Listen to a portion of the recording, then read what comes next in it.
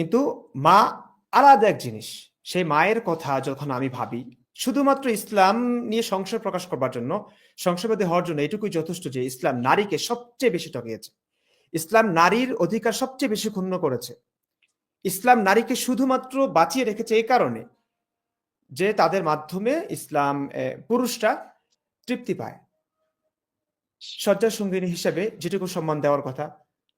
যেমন নবী স্ত্রীকে মারতে বলেছে, অন্যায় হলে মারতে বলেছে, কিন্তু কিছু হাদিসে মারতে নিষেধ করা হয়েছে। কেন? কারণ ওই যে রাতে সেই স্ত্রীর সঙ্গে সে শোবে, যদি মারবার কারণে মনোমালিন্য বিরাজ করে, যদি স্ত্রী তাকে দেহ না দেয়, সেক্স না করে, সেই কারণে আপনি চিন্তা করেন।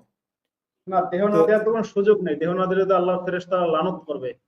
হ্যাঁ, সুতরাং লানত স্ত্রী তো তো করবে, দেহ সেই দিতে হাদিস পারবে তো না। আছে। লানত দিয়েও ক্ষান্ত হন না তিনি। এই কারণেই শুধু মারতে, এটা এই যে মারতে নিষেধ করেছে কেন এটা না বলে নারীদের প্রতি হাত তুলতে নিষেধ করা হচ্ছে, এইগুলো কিন্তু আজহারিরা, আল্লামা আল্লামারা কিন্তু মাহফিলে এগুলো বলতে থাকেন। অথচ কেন মারতে নিষেধ করা হয়েছে কিছু কিছু হাদিসে সেটা কিন্তু স্পষ্ট যে যে নারীকে তুমি মারবে দিনের বেলা, রাতের বেলা তুমি তার সঙ্গে শোবে, সেই কারণে। অন্য অন্যত্র কোরআনেই আছে, তারা অন্যায় করলে তাদেরকে প্রহার করো। তো আমি, আপনারা বলেছেন নিশ্চয়ই নারীদের ব্যাপারে কি বলেছে ইসলাম, এটা নিয়ে আমার আলাদা ভিডিও হবে, আমি কাজ করছি।